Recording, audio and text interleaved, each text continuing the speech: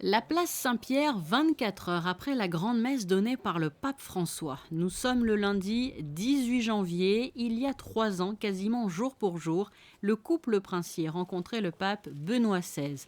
Leurs Altesses Sérénissimes, le prince Albert II et la princesse Charlène, s'entretiennent cette année avec le pape François. Le chef d'État monégasque et son épouse ont donc de nouveau été reçus ici.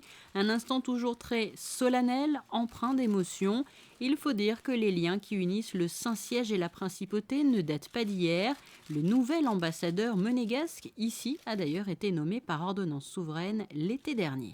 Les premiers établissements chrétiens sont recensés, on peut dire, 13e, 14e siècle. Après l'arrivée des Grimaldi, d'ailleurs, c'est à ce moment-là qu'on sait qu'il y a des établissements chrétiens.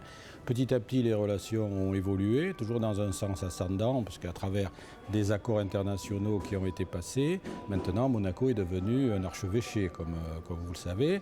Et ce qui est important aussi, c'est que la religion catholique est la religion de l'État. C'est dans notre constitution. Donc ce sont des liens qui sont anciens, mais à cause de cette référence dans la constitution, des liens qui sont extrêmement proches en fait. Au cours de cette rencontre, plusieurs thèmes ont été abordés avec le souverain pontife, la protection de l'environnement, évoquée dans l'encyclique Laudato Si, et les perspectives de la COP21.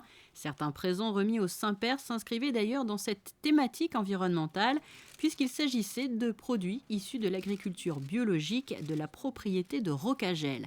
Autre thème, les migrations dues aux conséquences des changements climatiques, notamment la situation en Méditerranée, l'éducation, le Conseil des conférences épiscopales d'Europe qui se réunira à Monaco en octobre, ou encore la conférence Sport et foi qui se tiendra en octobre également au Vatican, un an après que son Altesse Sérénissime, la princesse Charlène, ait participé ici à la 30e conférence internationale sur la santé avec sa fondation.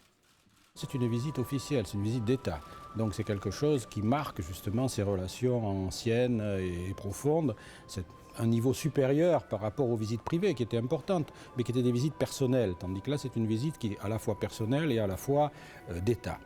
Donc je pense que c'est pour nous une étape, en tous les cas extrêmement importante dans le développement de ces relations et qui marquera un peu l'histoire de Monaco d'une certaine manière à travers une rencontre qui aujourd'hui est significative. Le couple princier a ensuite été reçu par le cardinal Pietro Parolin, secrétaire d'État, afin d'approfondir les différents thèmes développés avec le pape. Des entretiens réalisés au cours du Jubilé de la Miséricorde, année sainte commencée le 8 décembre dernier et qui se terminera, bel hasard du calendrier, au lendemain de la fête nationale monégasque le 20 novembre.